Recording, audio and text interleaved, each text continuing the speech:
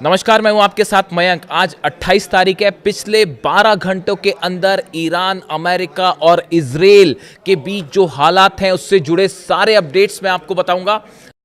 इस वक्त की सबसे बड़ी खबर है, ईरान और अमेरिका के बीच एक बार फिर भयानक जंग शुरू हो चुकी है और ईरान ने अब 3 अरब देशों पर निशाना साध दिया है। अरब देशों पर मिसाइल्स और ड्रोन से हमले शुरू कर दिए। देखिए, लगातार दूसरे दिन अमेरिका ने ईरान पर हमले किए हैं। ये हमले 3 आइलैंड्स पर हुए हैं, 3 ठिकानों पर हुए हैं। सिरिक आइलैंड, केशम आइलैंड और बंदर ए लेंगा जो शहर है, यहां पर ये हमले किए गए। 10 मिलिट्री साइट्स को, ईरान की 10 मिलिट्री साइट्स को जो है वो निशाना बनाया गया है। और खास तौर पर ये जो हमले थे, ये केशम और सिरिक आइलैंड पर किए गए। और अमेरिका के फाइटर जेट्स F-35 जेट से ये हमले किए गए हैं। बताया जा रहा है कि जो एयरक्राफ्ट कैरियर्स खड़े हैं अमेरिका के, वहां से इन जहाजों ने टेक ऑफ किया और भारी बमबारी की गई है ईरान के इन द्वीपों के ऊपर। उसके बाद हालात ये है कि ईरान ने जबरदस्त पलटवार शुरू कर दिया है। बहरीन में, कुवैत में, इराक में इस समय हमले जारी हैं। सबसे बड़े हमले बहरीन और कुवैत में हुए हैं। कुवैत में अली अल सलेम एयर बेस पर ईरान ने खैबर मिसाइल से बड़ा अटैक किया है और बड़े नुकसान की खबरें आ रही हैं। अमेरिका के बेस को एक बार फिर ईरान ने दहला दिया है और बड़ा नुकसान हुआ है। यहां पर इस तरह की खबरें आ रही हैं। देखिए, अली अल सलेम एयर बेस जो है कुवैत का, यहां पर बड़ी संख्या में अमेरिका के जेट्स मौजूद हैं, अमेरिका के सैनिक मौजूद हैं और इसे निशाना बनाया गया। और एक बार फिर अमेरिका का पेट्रियट सिस्टम खैबर मिसाइल के सामने बुरी तरह से फेल साबित हुआ है। बताया जा रहा है कि कई ड्रोन्स भी लॉन्च कर दिए गए हैं कुवैत के ऊपर और कई जगह धमाके की खबरें भी आ रही हैं इस समय कुवैत पर, यानी कुवैत पर बड़ा हमला कर दिया है ईरान ने। इसी के साथ जो है बहरीन में पोर्ट सलमान बेस है, मनामा में, बहरीन की राजधानी में, जहां पर अमेरिका का अड्डा है। खास तौर पर फिफ्थ फ्लीट जो है नेवी की, जिसको पहले भी कई बार ईरान ने निशाना बनाया है। और अब एक बार फिर बहरीन में लगातार दूसरे दिन ईरान की तरफ से बड़े मिसाइल अटैक शुरू हो गए हैं। देखिए, कल जो है वो बहरीन पे जो हमले किए गए, वो मुख्य रूप से ड्रोन स्ट्राइक्स थी। जो कल हमले किए थे ईरान ने, उसमें शायद 136 ड्रोन्स का इस्तेमाल किया गया था और ड्रोन अटैक किए गए थे। लेकिन अब जो है वो बहरीन पर बड़ा मिसाइल अटैक कर दिया है ईरान ने। खैबर मिसाइलें बिछा बरसा दी हैं फिफ्थ फ्लीट अमेरिका के हेडक्वार्टर पर। यहां पे भी कई जगह से धुआं उठता दिखाई दे रहा है और बड़े नुकसान की खबर आ रही है। इसी तरह से इराक में वो ग्रुप जो कि ईरान के खिलाफ है, उनके ऊपर भी लगातार हमले जारी हैं ईरान की तरफ से।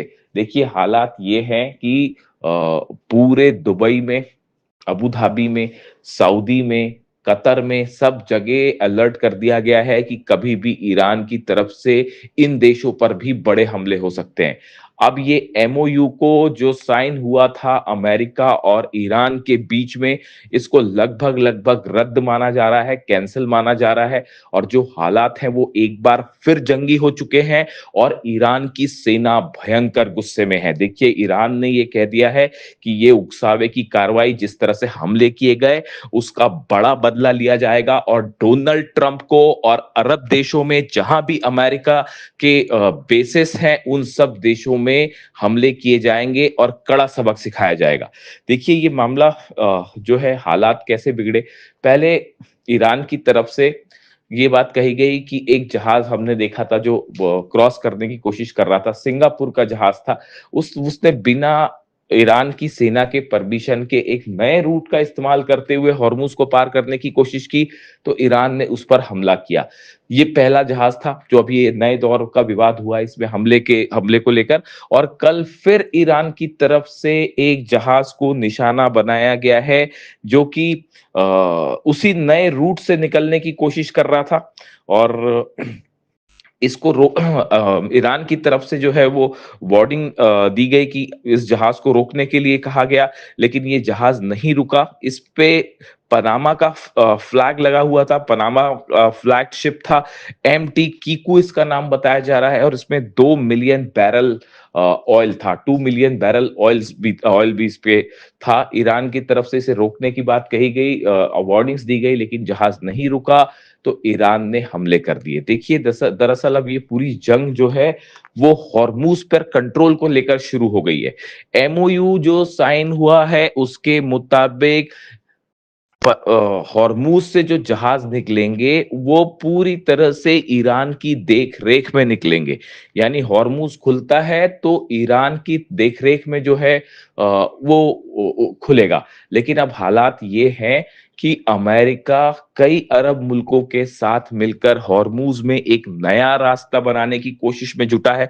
वो पूरी तरह से ईरान को बाईपास करके यहां से जहाज निकालना चाहता है। ये एक बड़ी साजिश बताई जा रही है अमेरिका की कुछ अरब देशों के साथ मिलकर हॉर्मूज में, ऐसा ईरान का कहना है। ईरान ने साफ कर दिया है कि हॉर्मूज ईरान का था, ईरान का है और ईरान का रहेगा, और यहां पर किसी तरह की साजिश होगी तो उसका जवाब खैबर मिसाइलों से दिया जाएगा, उसका जवाब ड्रोन से दिया जाएगा। और हॉर्मूज में एक बार फिर ईरान की तरफ से जो हमले हुए हैं उसने ये साबित कर दिया है कि अमेरिका चाहे लाख कोशिश करे, किसी भी अरब देश के साथ मिलकर कोई कोशिश कर ले हॉर्मूज पर कंट्रोल करने की, लेकिन हकीकत यह है कि हॉर्मूज में ईरान की परमिशन के बिना परिंदा भी पर नहीं मार सकता। और पिछले 2 दिन से ये हमले हो रहे हैं, ये बात एक बार फिर बता रहे हैं कि अमेरिका को मुंह की खानी पड़ेगी हॉर्मूज में।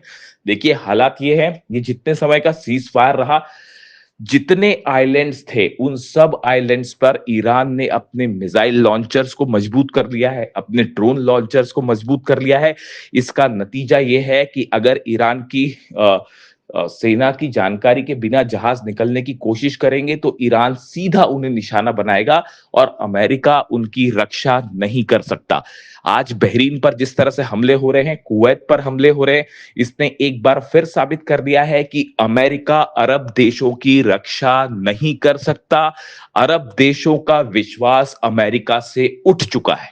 इसीलिए ईरान की तरफ से कहा गया था कि आप अमेरिका को एयर स्पेस ना दें, अमेरिका को हमले करने के लिए अपने देश की जमीन ना दें, वरना अंजाम बुरा होगा। और एक बार फिर मामला उसी तरफ बढ़ता दिखाई दे रहा है।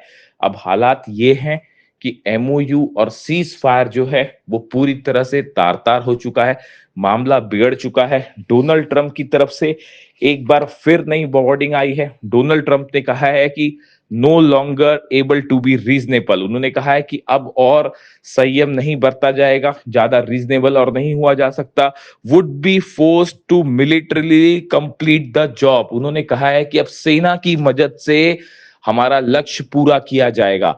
इसे एक प्रकार से इस बात का ऐलान माना जा रहा है कि अब अमेरिका और ईरान के बीच हालात और खराब होंगे और बड़ी जंग शुरू हो सकती है। इसी बात की वार्निंग रूस की तरफ से दी गई थी, इसी बात की वार्निंग चाइना की तरफ से दी गई थी। मैं आपको बार बार अपने वीडियोस में यह बात कह रहा था कि एक बार फिर धोखा होगा, एक बार फिर धोखा होगा, और देखिए वही बात सही साबित हुई। हमने एमओयू, जिस दिन एमओयू साइन हुआ था उसी दिन हमने अपने पॉडकास्ट में आपको बताया था कि इस एमओयू की कई शर्तें ऐसी हैं जिन्हें पूरा करना बेहद मुश्किल है, और ये एमओयू ज्यादा दिनों तक टिक नहीं पाएगा। और इस एमओयू के पीछे, पर्दे के पीछे ईरान के खिलाफ कई साजिश रची जा रही है।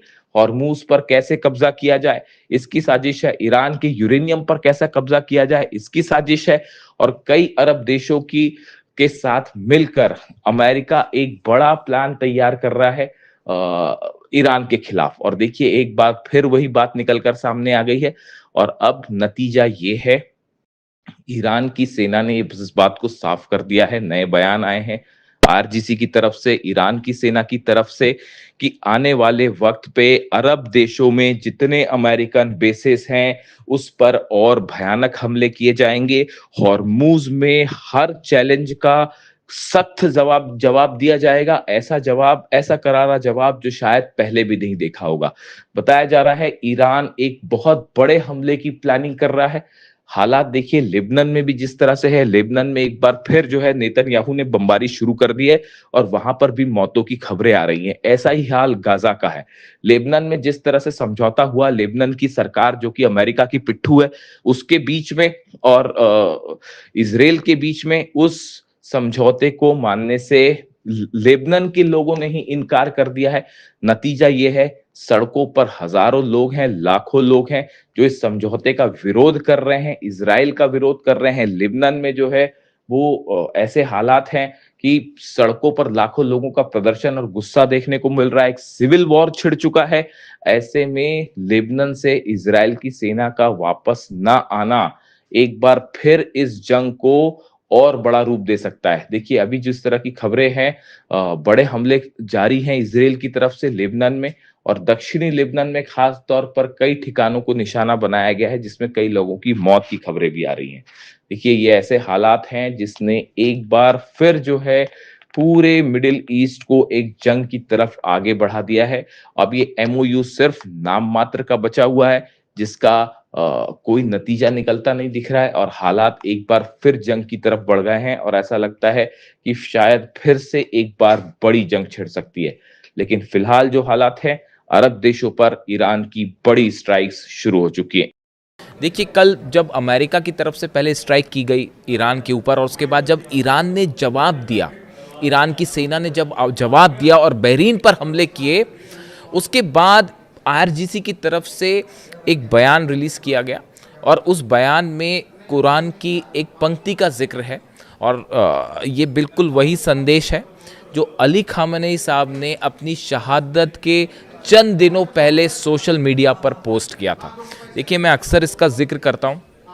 मैं अली खामेनी साहब के जितने संदेश थे मैंने सब उनको फॉलो किए। उनकी शहादत के पहले जितने उनके वीडियोस थे मैं उनको फॉलो करता था। आखिरी जब उन पर हमला हुआ उसके चंद दिनों पहले उन्होंने अपने सोशल मीडिया पर एक पोस्ट उनके हवाले से किया गया था जिसमें कुरान की कुछ पंक्तियों का जिक्र था, जिसमें ये लिखा गया था कि अगर कोई आप पर हमला करता है तो उसको बिल्कुल उसी के अंदाज में जवाब दीजिए। ये बात अली खामेनी साहब ने पोस्ट की थी और ये अमेरिका और इजराइल के रेफरेंस में उन्होंने पोस्ट की थी कुरान की पंक्तियों का, आयतों का जिक्र करते हुए। यानी देखिए अली खामेनी साहब ने जो बात कही बिल्कुल उन्हीं पंक्तियों का इस्तेमाल अब ईरान की सेना ने भी किया है और आईआरजीसी ने भी इन्हीं पंक्तियों को पोस्ट किया और ये कहा कि अगर कोई आप पर हमला करता है तो उसको उसी की भाषा में जवाब दिया जाना चाहिए। और ये रेफरेंस था अमेरिका के हमलों का, जिस तरह से अमेरिका ने हमले किए और बिल्कुल अली खामेनी साहब ने जो रास्ता दिखाया उसी पर चलते हुए ईरान की सेना ने एक बार फिर अमेरिका के बेसिस पर जबरदस्त अटैक किया। मैं इसीलिए अक्सर कई बात ये कहता हूँ कि अली खामेनी साहब हमारे बीच में नहीं है, लेकिन उन्होंने अपनी सेना के लिए एक ऐसा विजन छोड़ दिया है, ईरान की जनता के लिए, ईरान के 9 करोड़ लोगों के लिए वो विजन छोड़ दिया है जिससे कभी ना अमेरिका और ना इजराइल ना ही कोई और मुल्क कभी ईरान को नहीं हरा सकता। हराने की बात तो छोड़िए, आज ईरान सब पर अकेला भारी पड़ रहा है, चाहे वो अरब देश हो, चाहे अमेरिका की फोर्सेस हो, चाहे नेतन्याहू की फोर्सेस हो। और इसके पीछे यही विजन है, यही प्लानिंग है, यही दूरदृष्टि है जो अली खामेनी साहब ने अपनी सेना को विजन दिया। इसीलिए मैं कहता हूं कि वो न सिर्फ एक अच्छे सुप्रीम लीडर बल्कि बेहतरीन मिलिट्री कमांडर भी थे। और ये ही उसका, ये जो कल ईरान की सेना ने जिस तरह से स्ट्राइक की और वो मिसाइल्स रुक नहीं पाई, ड्रोन्स रुक नहीं पाए और जिस अंदाज में हमला किया, ये एग्रेसिव जेस्चर बताता है कि अली खामेनी साहब ने जो है वो ईरान की जीत सुनिश्चित कर दी है।